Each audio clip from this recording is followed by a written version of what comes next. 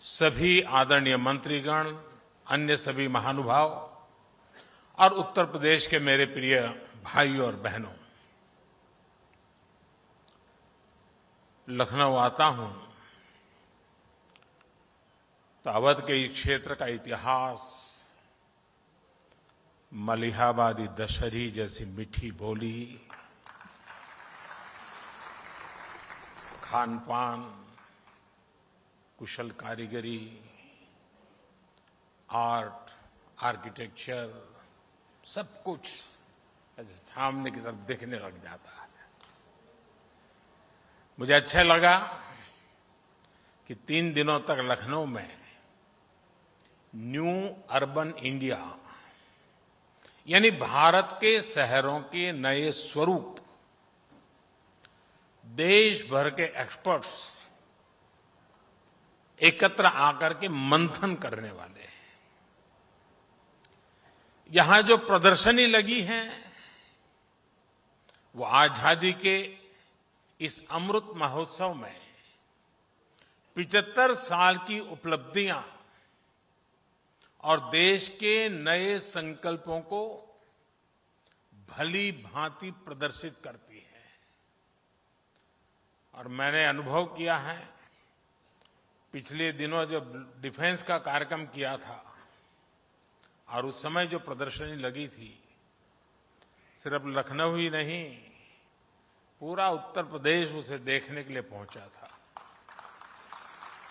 मैं इस बार भी आग्रह करूंगा कि ये जो प्रदर्शनी लगी है, यहां के नागरिकों से मेरा आग्रह है, आप जरूर देखिए।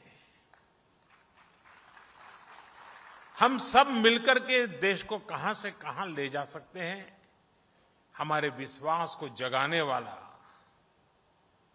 ये अच्छा प्रदर्शनी है, आपने जरूर देखनी चाहिए। आज यूपी के शहरों के विकास से जुड़े 75 प्रोजेक्ट्स विकास के, उसका भी शिलान्यास और लोकार्पण किया गया है। आज ही यूपी के 75 जिलों में 75,000 लाभार्थियों को उनके अपने पक्के घर की चाबियां भी मिली है। ये सभी साथी इस वर्ष दशहरा, दिवाली, छठ, गुरु पर्व, ईद-ए-मिलाद, आने वाले अनेकों उत्सव अपने नए घर में ही मनाएंगे। अभी कुछ लोगों से बात करके मुझे बहुत संतोष मिला है और भोजन का निमंत्रण भी मिल गया है। मुझे इस बात की भी खुशी होती है कि देश में पीएम आवास योजना के तहत जो घर दिए जा रहे हैं, उनमें 80% से ज्यादा घरों पर मालिकाना हक महिलाओं का है या फिर वो ज्वाइंट ओनर है। और मुझे ये भी बताया गया कि यूपी सरकार ने तो महिलाओं के घरों से जुड़ा एक अच्छा फैसला लिया है। 10 लाख रुपए तक की राशि के घरों की रजिस्ट्री कराने पर स्टैंप ड्यूटी में महिलाओं को 2% की छूट भी दी जा रही है। ये बहुत प्रशंसनीय निर्णय है। लेकिन साथियों, जब हम ये बात करते हैं कि महिलाओं को ये उनके नाम मिल्कियत होगी, तो उतना हमारे मन में रजिस्टर नहीं होता है। लेकिन मैं थोड़ा आपको उस दुनिया में ले जाता हूं, आपको अंदाज आएगा कि ये निर्णय कितना महत्वपूर्ण है। आप देखिए, किसी भी परिवार में जाइए, अच्छा है गलत है ये मैं नहीं कह रहा हूं, मैं सिर्फ स्थिति का बयान कर रहा हूं। अगर मकान है तो पति के नाम पर, खेत है तो पति के नाम पर, गाड़ी है तो पति के नाम पर, स्कूटर है तो पति के नाम पर, दुकान है तो पति के नाम पर, और अगर पति नहीं रहा तो बेटे के नाम पर। लेकिन उस मां के नाम पर कुछ नहीं होता है। उस महिला के नाम कुछ भी नहीं होता है। एक स्वस्थ समाज के लिए संतुलन बनाने के लिए कुछ कदम उठाने पड़ते हैं और इसलिए हमने तय किया है कि सरकार जो आवास देगी उसका मालिकाना हक महिला को दिया जाए।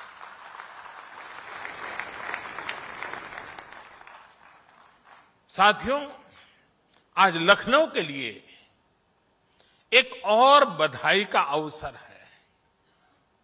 लखनऊ ने अटल जी के रूप में एक विजनरी मां भारती के लिए समर्पित राष्ट्र नायक देश को दिया है। आज उनकी स्मृति में बाबा साहब भीमराव अंबेडकर यूनिवर्सिटी में अटल बिहारी वाजपेयी चेयर स्थापित की जा रही है। मुझे विश्वास है ये चेयर अटल जी के विजन, उनके एक्शन, राष्ट्र निर्माण में उनके योगदान को विश्व पटल पर लाएगी। जैसे भारत की 75 साल की विदेश नीति में अनेक मोड़ आए, लेकिन अटल जी ने उसे नई दिशा दी। देश की कनेक्टिविटी, लोगों की कनेक्टिविटी के लिए उनके प्रयास आज के भारत की मजबूत नींव है। अब सोचिए, एक तरफ प्रधानमंत्री ग्राम सड़क योजना और दूसरी तरफ स्वर्णिम चतुष्क, north east, east west, north south, east west corridor, यानी दोनों तरफ एक साथ दृष्टि और दोनों तरफ विकास का प्रयास। साथियों, वर्षों पहले जब अटल जी ने नेशनल हाईवे के माध्यम से देश के महानगरों को जोड़ने का विचार रखा था, तो कुछ लोगों को यकीन ही नहीं होता था कि ऐसा संभव है। 6-7 पहले जब मैंने गरीबों के लिए करोड़ों पक्के घर, करोड़ों शौचालय, तेजी से चलने वाली रेल, शहरों में पाइप से गैस, ऑप्टिकल फाइबर जैसे बड़े इंफ्रास्ट्रक्चर प्रोजेक्ट की बात की, तब भी आदतन कुछ लोग यही सोचते थे कि इतना सब कुछ कैसे हो पाएगा। लेकिन आज इन अभियानों में भारत की सफलता दुनिया देख रही है। भारत आज पीएम आवास योजना के तहत जितने पक्के घर बना रहा है, वो दुनिया के अनेक देशों की कुल आबादी से भी अधिक है। एक समय था जब घर की स्वीकृति से लेकर उसको जमीन पर उतरने में ही बरसों लग जाते थे। जो घर बनते थे भी वो शायद रहने लायक थे कि नहीं, ये सवालिया निशान जरूर पूछे जाते थे। घरों की साइज छोटी, कंस्ट्रक्शन मटेरियल खराब, अलॉटमेंट में हेरा फेरी, ये सब मेरे गरीब भाइयों बहनों को भाग्य बना दिया गया था। 2014 में देश ने हमें सेवा करने का अवसर दिया और मैं उत्तर प्रदेश का विशेष रूप से आभारी हूं कि आपने मुझे देश की संसद में पहुंचाया। और जब आपने हमें दायित्व दिया तो हमने अपना दायित्व निभाने की ईमानदार कोशिश की है। साथियों, 2014 से पहले जो सरकार थी उसने देश में शहरी आवास योजनाओं के तहत सिर्फ 13 लाख मकान ही मंजूर किए थे। आंकड़ा याद रहेगा? पुरानी सरकार ने 13 लाख आवास, इसमें भी सिर्फ 8 लाख मकान ही बनाए गए थे। 2014 के बाद से हमारी सरकार ने पीएम आवास योजना के तहत शहरों में 1,13,00,000 से ज्यादा घरों के निर्माण की मंजूरी दी। कहां 13 लाख और कहां 1,13,00,000।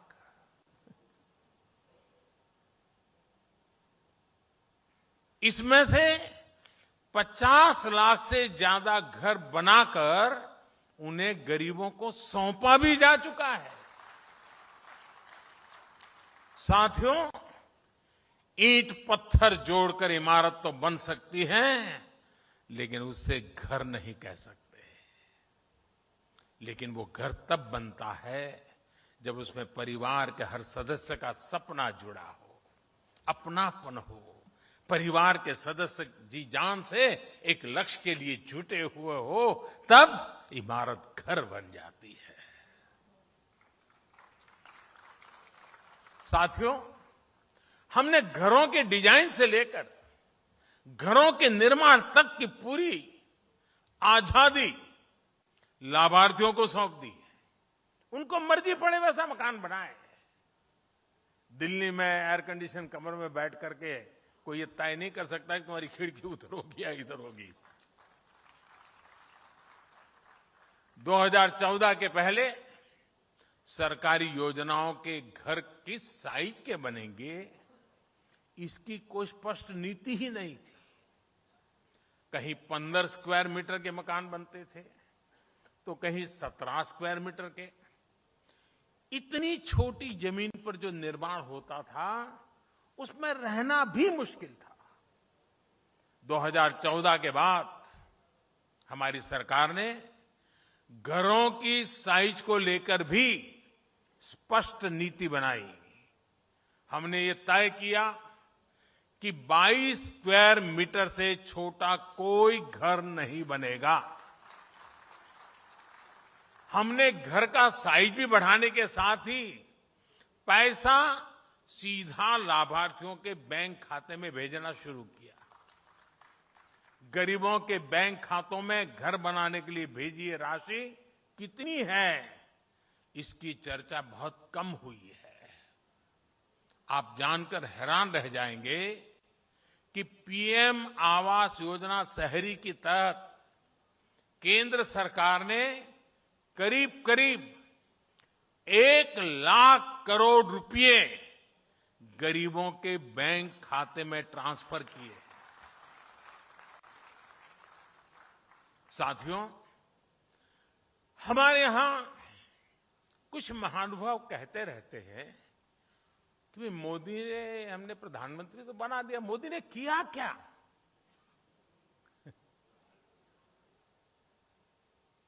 आज पहली बार मैं ऐसी बात बताना चाहता हूं जिसके बाद बड़े बड़े विरोधी जो दिन रात हमारा विरोध करने में ही अपनी ऊर्जा खपाते हैं, वो मेरा ये भाषण सुनने के बाद टूट पड़ने वाले हैं, मुझे पता है। लेकिन मुझे लगता है मुझे बताना चाहिए। मेरे जो साथी, जो मेरे परिवारजन है, जो झुग्गी झोपड़ी में जिंदगी जीते थे, जिनके पास पक्की छत नहीं थी, ऐसे 3 करोड़ परिवारों को इस कार्यकाल में एक ही योजना से लखपति बनने का अवसर मिल गया है। इस देश में मोटा मोटा अंदाज करें तो 25-30 करोड़ परिवार है, मोटा मोटा अंदाज करें। उसमें से इतने छोटे से कार्यकाल में 3 करोड़ गरीब परिवार लखपति बनना, ये अपने आप में बहुत बड़ी बात है। अब आप कहेंगे मोदी इतना बड़ा क्लेम कर रहे हैं, कैसे कर रहे हैं? प्रधानमंत्री आवास योजना के तहत देश में जो करीब करीब 3 करोड़ घर बने हैं, आप उनकी कीमत का अंदाज लगा दीजिए। ये लोग अब लखपति हैं। 3 करोड़ पक्के घर बनाकर हमने गरीब परिवारों का सबसे बड़ा सपना पूरा किया है। साथियों, मुझे वो दिन भी याद आते हैं जब तमाम प्रयासों के बावजूद उत्तर प्रदेश घरों के निर्माण में आगे नहीं बढ़ रहा था। आज लखनऊ में ही, और जब मैं आज लखनऊ में हूं तो मुझे लगता है जरा विस्तार से ये बात बतानी चाहिए ना? हाँ, आप तैयार हैं? हमारी अर्बन प्लानिंग कैसे राजनीति का शिकार हो जाती है, ये समझने के लिए भी यूपी के लोगों को ये जानना बहुत जरूरी है। साथियों, गरीबों के लिए घर बनाने का पैसा केंद्र सरकार दे रही थी। बावजूद इसके 2017 से पहले, योगी जी के आने से पहले की बात कर रहा हूं, 2017 से पहले यूपी में जो सरकार थी वो गरीबों के लिए घर बनवाना ही नहीं चाहती थी। गरीबों के लिए घर बनवाओ, इसके लिए हमें पहले जो यहां सरकार में थे उनसे मिन्नतें करनी पड़ती थी। 2017 से पहले पीएम आवास योजना के तहत यूपी के लिए 18,000 घरों की स्वीकृति दी गई थी। 18,000। लेकिन जो सरकार यहां थी उसने गरीबों को पीएम आवास योजना के तहत 18 घर भी बनाकर नहीं दिए। 18,000 घरों की स्वीकृति और 18 घर भी न बने। मेरे उत्तर प्रदेश के भाइयों बहनों, ये चीजें आपको सोचनी चाहिए। आप कल्पना कर सकते हैं, 18,000 घरों की मंजूरी थी, लेकिन उन लोगों ने गरीब के लिए 18 घर भी नहीं बनाए। पैसा था, घरों की स्वीकृति थी, लेकिन तब जो यूपी को चला रहे थे वो इसमें लगातार अड़ंगा डाल रहे थे। उनका ये कृत्य यूपी के लोग, यूपी के गरीब कभी नहीं भूल सकते। साथियों, मुझे संतुष्टि है कि योगी जी की सरकार आने के बाद यूपी में शहरी गरीबों को 9 लाख घर बनाकर दिए गए हैं। शहर में रहने वाले हमारे गरीब भाई बहनों के लिए अब यूपी में 14 लाख घर निर्माण के अलग अलग चरणों में है।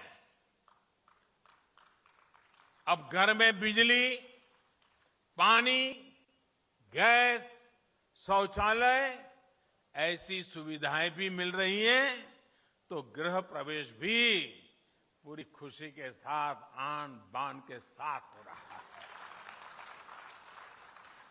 लेकिन मैं जब उत्तर प्रदेश आया हूं तो कुछ होमवर्क भी देने का मन करता है। दे दूं? लेकिन आपको करना पड़ेगा। करेंगे? पक्का? देखिए, मैंने अखबार में पढ़ा है और अभी योगी जी भी शायद मैं पूछ रहा था, इस बार दीपावली में अयोध्या में कहते हैं 7.5 लाख दिए हैं। 7.5 लाख दिए का कार्यक्रम होगा। मैं उत्तर प्रदेश को कहता हूं कि रोशनी के लिए स्पर्धा में मैदान में आए। देखे, अयोध्या ज्यादा दिए जलाता है कि ये जो 9 लाख घर दिए गए हैं वे 9 लाख घर 18 लाख दिए जला करके दिखाएं। हो सकता है क्या? जिन परिवारों को ये 9 लाख परिवार, गरीब परिवारों को घर मिले पिछले 7 साल में, वे 2-2 दिया अपने घर के बाहर जलाएं। अयोध्या में 7.5 लाख दिए जलेंगे। मेरे गरीब परिवारों के घर में 18 लाख दिए जलेंगे। भगवान राम जी को खुशी होगी। भाइयों और बहनों, बीते दशकों में हमारा शहरों में बड़ी बड़ी इमारतें जरूर बनी, लेकिन जो अपने श्रम से